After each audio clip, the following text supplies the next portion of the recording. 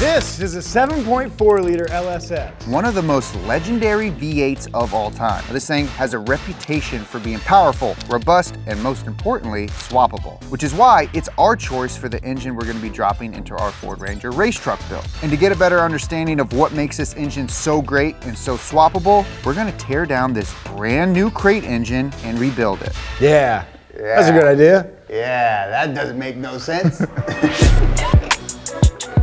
First of all, you've never even touched an American engine in your life. I know, this is actually the first LS I've taken apart. I'm a pushrod guy. I'm a pushrod guy through and through. Have I told you about my Catfish Camaro? No, I actually haven't told you about it.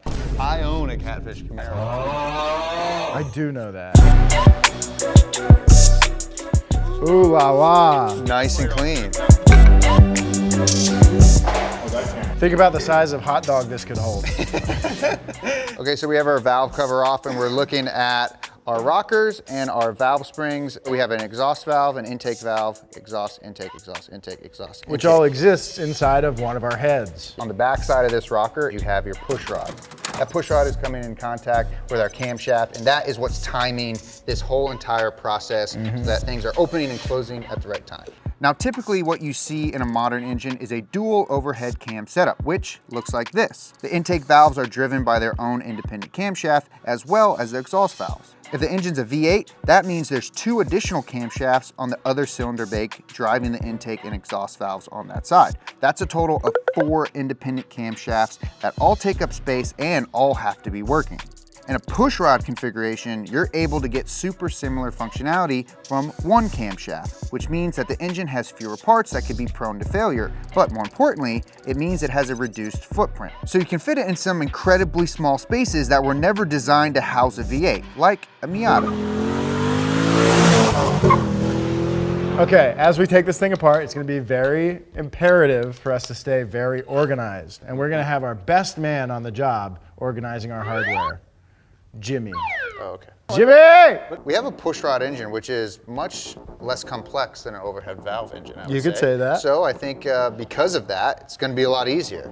Sure. It's gonna be like 20 volts.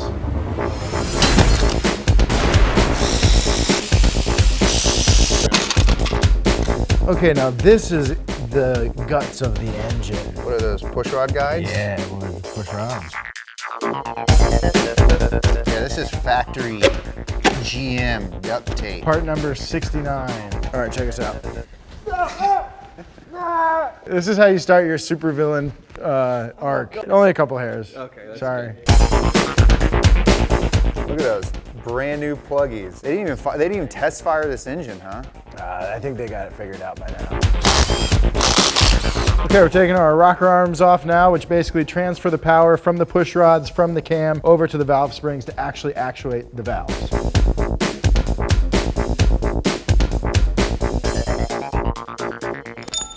Job. Dude, well, if you know. Damn it, Job. Well, you were just taking too long. I had to help. Are you kidding me?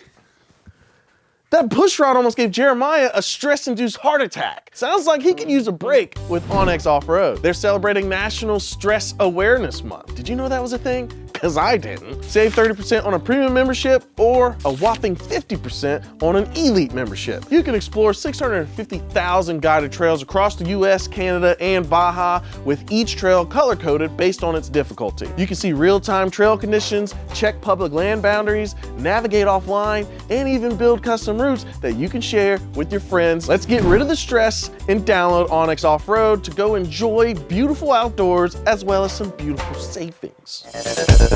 Now, these push rods are a little beefier than the ones you'd find on a standard LS. And remember, this is an LSX, which means that the engine has a bunch of performance upgrades to help us get a little more power. Now, one of the reasons the push rods are so beefy is to overcome the force from the upgraded valve springs. This engine uses beehive springs. Now, beehive springs are a type of progressive spring. The ultimate goal is to prevent valve float. Now, valve float is when your engine is rotating so fast it's outrunning the valve spring. The spring is just sitting there in a constant state of squish. You can't close that valve back down in that same cycle, and then it's just sitting there and you're losing power. But we got thick springs, and with thick springs, we need thicker push rods. I couldn't bend that even if I wanted to. right, the next thing we're gonna take off are the heads. And one thing I think we're gonna notice a bunch is things that GM did to give this engine extra strength. Each head has an additional 8 bolts over a normal LS engine. All in all, it makes for a much stronger head to block relationship. And that's what it's all about. Bolts are out, so the head's coming off. I'm free. Whoa, look at those fat pepperones. Yeah, dude, you called it. These are some much bigger valves than I'm used to, but at only 1, or well, I guess 2 valves per cylinder, they gotta be big. Whoa. Oh yeah, I know you like that. I know you like that. Oh! Okay, should we flip her over, punch the pistons out?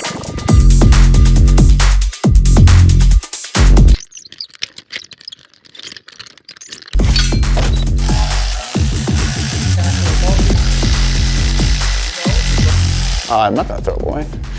I'll just put them. I'll just put them right there. I'm just kidding. I'm just kidding. Okay, as we take this thing apart, like we mentioned, it's very important to keep things organized. And lucky for us, we're not just leaving this to our own devices. We've got the LS Doctor here, Margaritas of Margaritas Racing. Thank you for joining us and helping us make sure that not only this thing comes apart okay, but goes back together just fine. Shall we take this off to look at some connecting rods? Oh, dude, I'm gonna freak out if I see a single connect. Oh, God! Ah! Whoa, dude, look at that. That's a Freaking nice looking crankshaft. So this thing has not only forged pistons and rods, but it actually already comes with ARP connecting rod hardware, which is pretty nice. Dude, Yeah. this looks cherry. Yeah, this is a nice bit of kit. Let's get to it. Your turn. Oh, I broke a finger. Nail.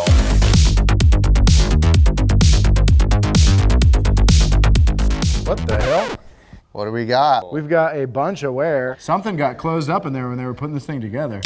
Oh my gosh. That's crazy. Yeah, it wore through the coating, wore through the Yeah, I mean, other part of that's the like bearing. A few thousandths deep. This is a very tight tolerance area. We're talking 3 to 5 thousandths of an inch between the bearing and the crankshaft. Just enough for a thin layer of oil to ride, keep the thing separated, and keep the metal from wearing.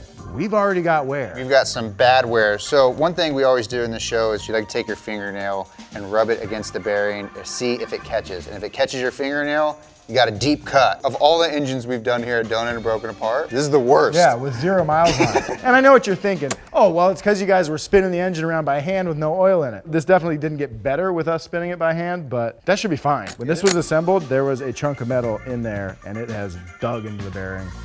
I've been saying since we started doing this is stupid. We're taking apart a brand new engine, but it's a good thing we did. Right. Or else we wouldn't have noticed that, and this would just continue to get worse. I'm curious to see what the remaining 7 look like. So Me too. let's take a gander, shall we? Find out. That one's much better. Top half of the bearing actually has a little bit of wear on it. Not nearly as bad as the first, so it's not terrible, but it's really not what you want to see on a brand new engine. Bro, they forgot to put the wrist pin locker. Do you understand what I'm talking about now? Yeah, that's insane. Okay, so the way that you mate a piston to the connecting rod is through the wrist pin, which is this little cylindrical piece in there, which is basically just a really nice slip fit. And then it's captured, in this case, by a couple of circlips at either end. You can kind of see riding in that groove, and that just makes it so that the wrist pin can't fall out. Without those circlips, it'll slip right out. We're missing one of the circlips. Look at that. It's Yeah. fall down. See that? It's missing a whole circlip for the wrist pin retention. Watch what happens when I push on one that has a clip. Prevents that motion. Now let me push on the one that doesn't have a clip. Shouldn't do that. This is insane. I never have seen something like that. Yeah. We got the most interesting stuff we've seen in any of the engines we've taken apart, I think. Yeah. This is probably exactly how they built Catfish Camaros. No, I got 40,000 miles on mine. It's been chugging and pugging, baby. This is a $15,000 race engine. The homeboys are supposed to just buy this, put oil in it, throw it in their car, and go to town. Yeah. They never thought someone would buy one of these. Take it apart and look at it. Called your bluff, Chevy. Yeah. While we did find some problems with this engine, we reached out to GM, told them about the issues, and they're gonna send us an entirely new engine and pay for any repairs on this one. Now, this LS needs to go into the Ranger tomorrow, so we're gonna move forward with repairs. But let us know in the comments what you think we should do with the new LSX when it gets here. Okay. Whoa! Got our timing chain cover off. We've got oil pump, cam gear, and cam behind it. So this can all come off. Yeah. And then we're one step closer. Yep. Oh, thank you. Okay, oil pump coming off. Oh. I got our oil pump. Oh, cool. How does this thing work? Driven by the crankshaft. So this is a cool, robust drive down here. You see how it mates up with this shape. Yep. Slips on there and spins. This is where the pickup would go. That runs down to the sump, forces it through the crankshaft and through all the various nooks and crannies of the engine to all the places that need oil. So the crankshaft drives the pump that lubes the crankshaft. Yeah, it's pretty cool. Pretty cool.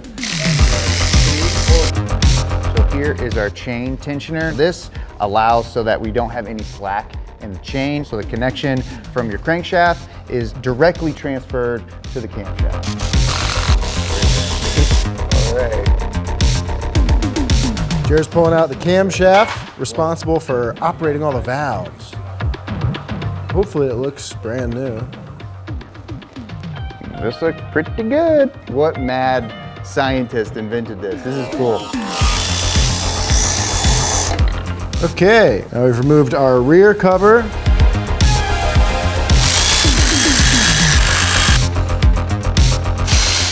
We're taking off our main caps. These are the bearings for the crankshaft. I'm hoping on this side everything is perfect shape. Yeah, I am interested to find out. There we go. Here's number 4. It's a pretty good looking bearing with one weird diagonal piece of, One little scratch in yeah, there. it's not bad. You can't really feel it. Just some gasket Seal the material. gasket. Okay, so there we've got a really weird looking bearing with some pretty weird looking thrust bearing. We're at the as low as we can go. Once we pull the Yeah. crankshaft out, we're down to a bare block. 1, 2, 3. Whoa. Drop it. Nope. You got it? Okay, and with that, we are officially down to the block of this LSX. And I thought it was gonna be fun to take it apart. I didn't expect to find so many little issues. Yeah. So this thing will be fixed. We're gonna put it back together. But it was fun learning what makes this engine so special and reliable along the way.